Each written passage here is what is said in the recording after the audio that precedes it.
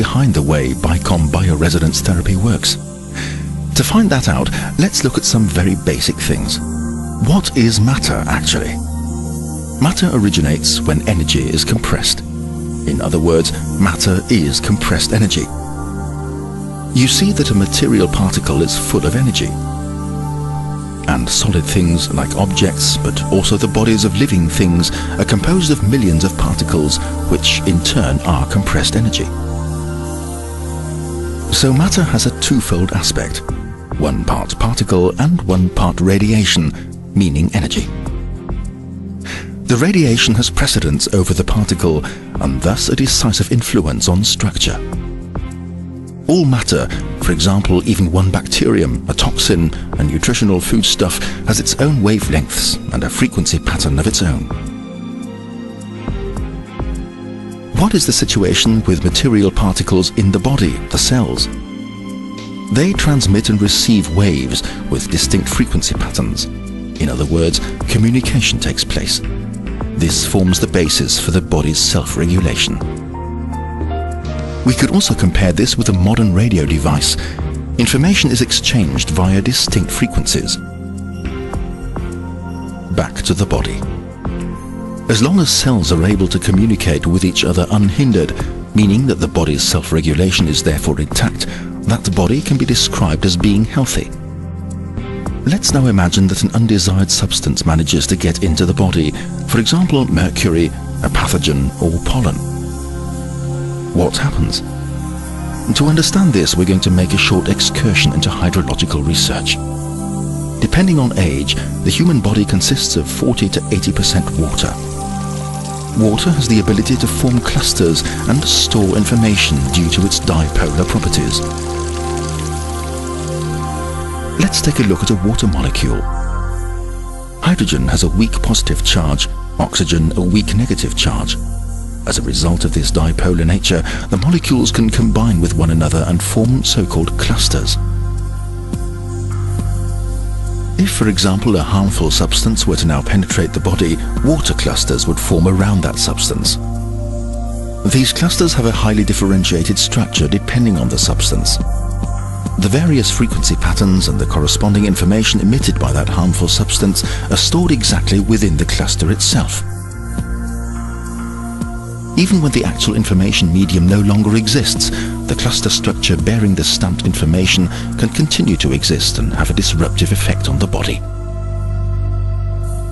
What happens now when this harmful substance transmits a frequency pattern on the same wavelength as those cells? The substance's frequency patterns interfere with communication between the cells. They act as a jamming transmitter. The disruption of the exchange of information leads eventually to cell malfunctions. If that malfunction persists, it displays itself in physical symptoms and changes. So how does the Bicom device function? Let's start off with a diagnosis. With the help of the Bicom device, it can be determined which substance is causing disruption in the body. To do this, the frequency patterns of the presumably damaging substance are relayed to the patient's body via the device. With the help of a bioenergetic testing procedure, the electroacupuncture test for instance, it is determined whether the body resonates with that substance. In terms of the therapy, the following now occurs. The patient lays their hand on a metal plate, the so-called input electrode. Frequency patterns from the body are picked up by this electrode and relayed to the Bicom device via a cable. What is being dealt with here are both interference frequency patterns and physiological or healthy frequency patterns. By means of special electronics, the interference frequency patterns are separated from the healthy frequency patterns inside the device. The interference frequencies are inverted. The physiological, in other words healthy frequencies, are reinforced. These therapy frequency patterns are relayed into a so-called modulation mat lying flat against the patient's body. This mat contains a flat coil. As a result of the therapy frequency patterns, a unique, highly effective magnetic field specific to the patient is created via this coil that penetrates into the cell's innermost regions. In bioresonance therapy, the clusters resonate with the therapy frequency patterns. The interference frequency patterns are diminished, the clusters split apart, toxins are drawn off, and the strain-inducing frequency patterns are dissipated. The cells are able to communicate unhindered again. Self-regulation, and thus the body's powers to heal itself are put back into action once more. Today there are already thousands of Bicom therapists worldwide, and the number is increasing daily. My name is Alexander Sinkov. I am the head of the medical center at the famous Moscow hospital Red October. The 80 to 90% efficiency of the bioresonance therapy has proven itself in our practice. And within 2 hours, she felt her forearm and her toes and could move everything. And she told me on the plane on the way back to Canada that she just burst into tears. She couldn't believe what was happening. Yeah, it was a wonderful story. And it was a giveaway session. Very well put together, you know, they're very easy to learn, and there's a tremendous amount, there's a wealth of information available, like I'd say probably 20 years of clinical experience that is available. The Bicom machine is the workhorse of the clinic. In the main, the success that I have is with gut problems, with irritable bowel syndrome, as well as with Crohn's disease, which is a very chronic disease. We had a really bad case of cortisone withdrawal with lots and lots of food allergies, and then started the therapy. I made a video of that patient and showed it to my general practitioner. He said, "You won't be able to do it. As bad as she looks, you'll never do it. She'll retire and she won't get healthy again either." That was a while ago.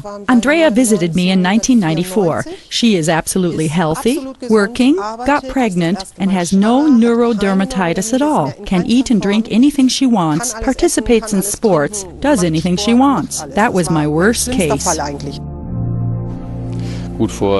What is meanwhile a good 9 years ago, I went through a transformation from an almost bitter opponent of holistic medicine to becoming a faithful supporter. In other words, what happened with me was a kind of transformation from Saul to Paul.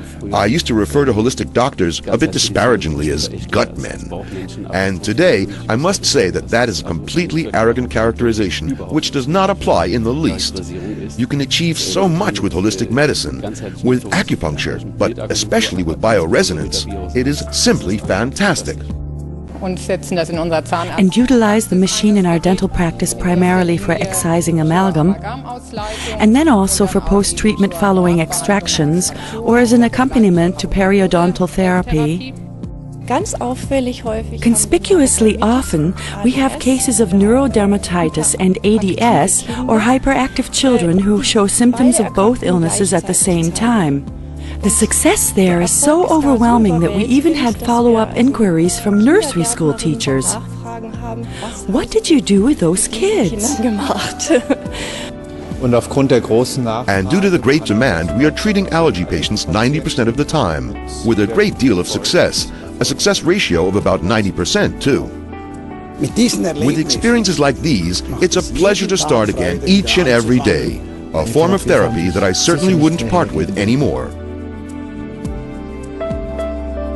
85% of those patients surveyed would bear the costs for a therapy themselves if their health insurance does not pay for it. The crucial point is the effectiveness. I believe that the future of medicine will not be able to make do without biophysical therapy methods. Bioresonance therapy, if medicine truly wants to be able to deal with the steadily increasing number of chronic illnesses. If one doesn't want to just maintain a status quo and instead really relieve patients of these illnesses, then one will not be able to make do without bioresonance therapy in the future. Bioresonance therapy is going to be an important part of medicine in the future.